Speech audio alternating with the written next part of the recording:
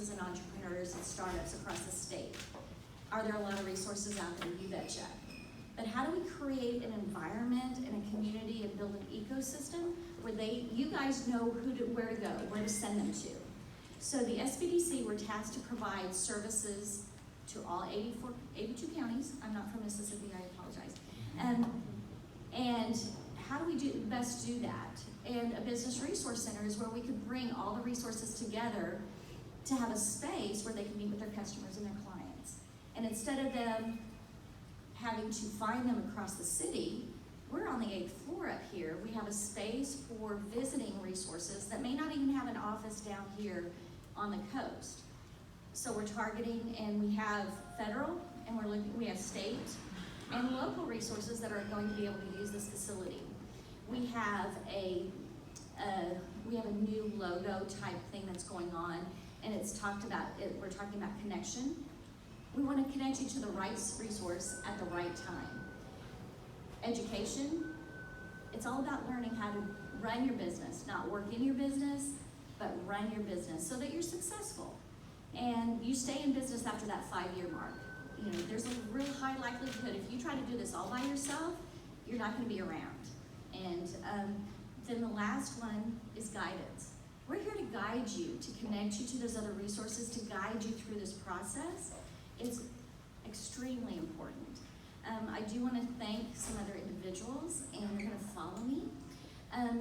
However, I do want to leave with one note, is we were driving over to Bay St. Louis, and we parked right in front of the Hancock Whitney building there, and they had a logo there that said open to serve. Officially today, the Business Resource Center is open to serve. We're here to serve you and your customers and your clients. We're open for business. We will connect them to the resources that are available here, as well as we will identify the correct resource for across the state. And I do want to thank the other speakers that are coming up behind me. I did thank Anthony Montgomery, he's so lucky, he doesn't have to speak. John Hairston, who's the CEO of Hancock Whitney, and then Mayor Billy Hughes with Gulfport. And he's going to be following me, and let's welcome him. Thank you. Thank you, Sharon. You speak just fine. Adele, some folks are speculating, as while the crowd is here, that John Hairston might be handed out money at some point in this whole deal, but that's not the case if you know John. But here's what this is really about. He is very generous of spirit, and the partnership that Hancock Whitney is showing with this particular facility is, I would say, monumental, because it's going to yield great results. So while we might not be giving out money, we are creating opportunity. There's more synergy that this meeting is reflective of in this community. And it's an affirmation of the work that's been done well before COVID. And we had a great reception last night at the Gulf and Ship Island building. That's going to be really a very complementary facility to what it was being created right here. But it does speak to the years of vision, implementation, leadership, but behind the scenes dedication for folks to create an environment where this community will support a business resource center. Well, this community is going to be a magnet for folks who not only want to distance work, but want to come and enjoy what we have to live, work, and play. It's an oft-used term, but it is very real and realistic here. We enjoy a lot of things that folks in America would like to see and have. But just like that secret coast that Milton Segarra talks about, people are discovering our area, rediscovering. As I said last night, this particular event, this facility, is reflective that nobody rested on their laurels during COVID. We continued our work. We have statistics that show that we're going to emerge and sustain and survive things like COVID and other challenges because of the diversity of our economy, because of the great character of our people, and the commitment of institutions, businesses like Hancock Whitney, who understand the larger picture and aren't daunted by making some sacrifice for the greater good. We are very fortunate to have the commitment of folks like John, who really, many of y'all may not know, but put into place the framework for our tourism market that, again, took a lot of time to get to the point where we are today. Yesterday I also mentioned some cities that people look to as beacons as far as what you aspire to, what you want to be. And I read a book that said, successful places don't happen by accident, right? Same thing with businesses. The communities we're seeing today, 20 years ago, they had the same kind of vision that we are implementing today, that we're seeing the benefit and results of. So we are on that launch pad. Quite frankly, I think we're really already past liftoff and going in a great direction. So there are so many things that are coming together right now because of the work that has gone before. But you are here at a great place to make that difference and make sure we carry it forward and create those opportunities for people where people are going to be bursting down the doors for the need of this resource center. For small businesses, veterans, anybody who wants to come, we're going to welcome them and try to help them be successful, right? Josh, we're glad to have your team down here. I want y'all to come, and I tell folks all the time, if you leave Gulfport and hungry, it's your own fault because you didn't try hard enough. So make sure you take advantage of what we've created here, this quality of place, this quality of life. Be ambassadors for us, tell folks, educate folks every day, but make the most of what we have to offer and come back often. So we're glad you found a home here, and we're here to make you as successful as you want to be. So thank you, and God bless, and I'll turn it over to John Hairston to close us out.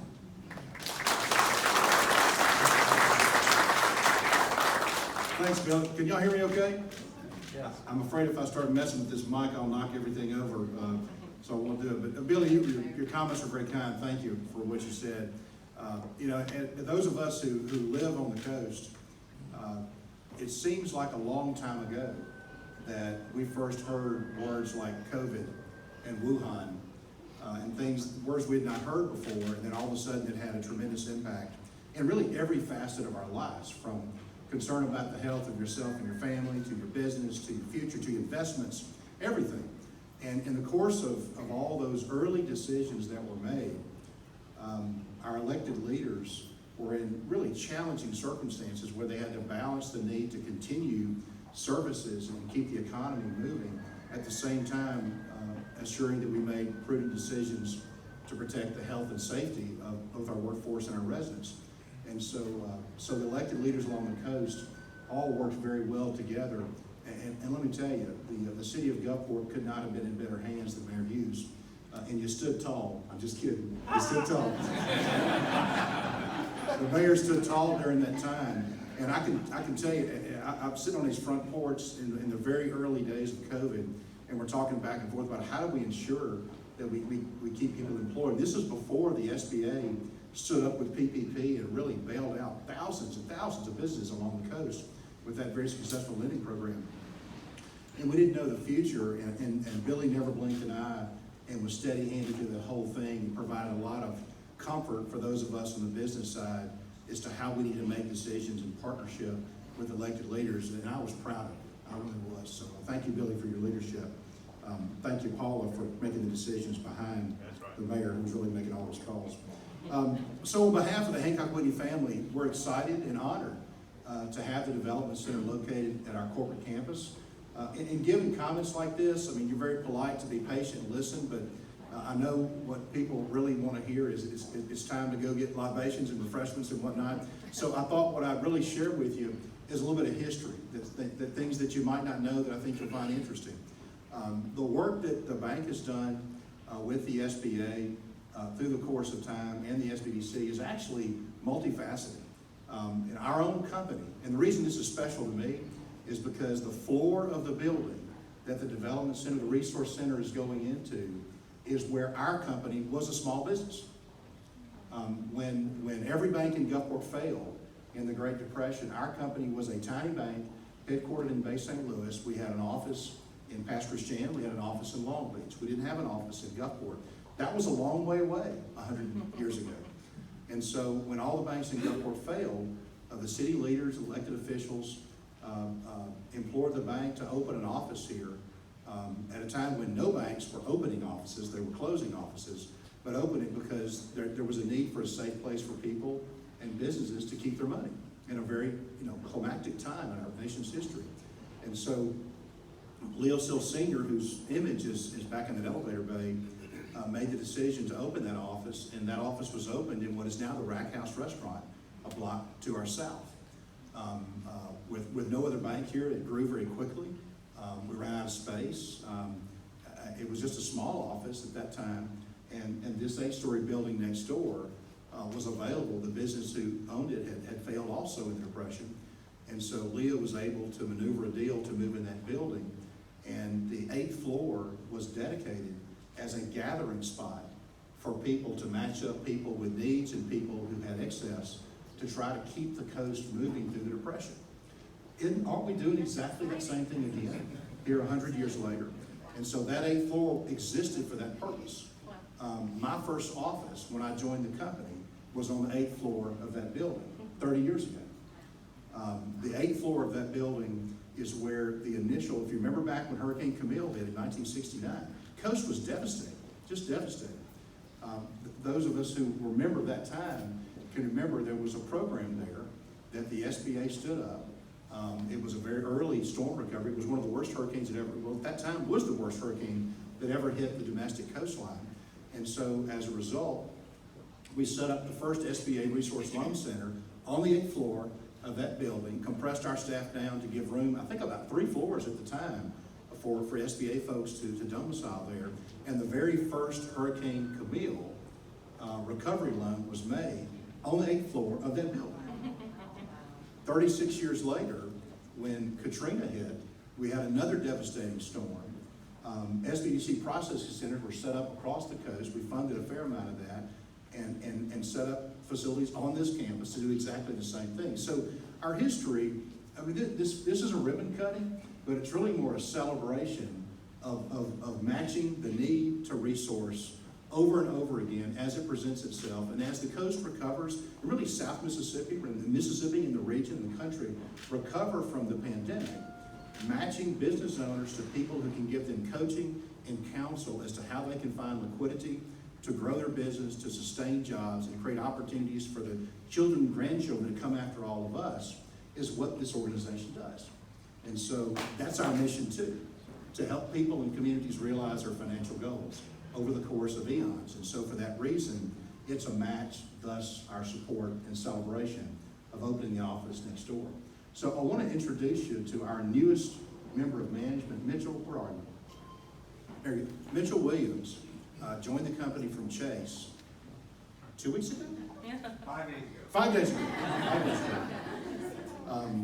Mitchell is a Mississippian, was raised in Madison. If you know where Madison is, it's about 1,200 miles north. If you're driving down 49, it feels like 1,200 miles north with all the red lights we have now. Madison joined us from Chase. He is in Houston. Mitchell's role is to expand the company's ability to deliver small business loans.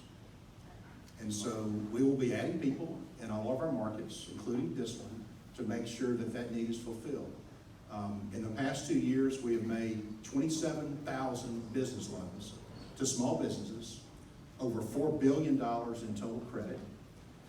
Part of that chunk was the very successful, immensely successful PPP program that many of you in the room have benefited from.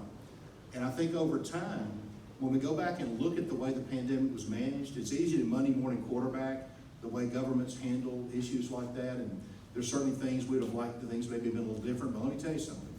The congressional creation of that program and the really heroics of the SBA organization in constructing an apparatus that would issue more volume per minute than the SBA typically handles in a year was something to behold. And I remember having conversations via email and text back and forth at 2 or 3 o'clock in the morning with SBA officials standing up that program, trying to get the portals open to get the application processed. The end result was 13,000 loans through the PPP program at $2.5 billion. Okay? Most of which will ultimately be forgiven, which means that with the SBA's partnership, the bank and the government put $2.5 billion of working capital into the hands of small businesses. 70% of the business people were $150,000 or less. And that money is what kept America employed in the small business sector. One of, I'm going to call it the most, or in the top 3 through the history of the country, most successful recovery programs ever initiated. And being associated with that is something I'm very proud of. But now that all that is coming to an end, and it's time to get back to normal, which, speaking of normal, isn't it great to be together? Versus, 75 people on a Zoom call, it's wonderful. But now we're getting down to normal business. And it's time for a lot of individual businesses to kind of come back from the damage that may have sustained that PPP was unable to cover. And as a result, having skilled professionals in the Resource Center available to match up with businesses who are prepared to recover or expand or invest or repair, whatever those needs may be, that is the lifeblood of the Southern Mississippi community, because with a few exceptions like defense and gaming and a few large healthcare facilities, the vast bulk of the jobs in South Mississippi are in small businesses. And that percentage of the total job pool, the higher the percentage of jobs in small business, the more stable the economy.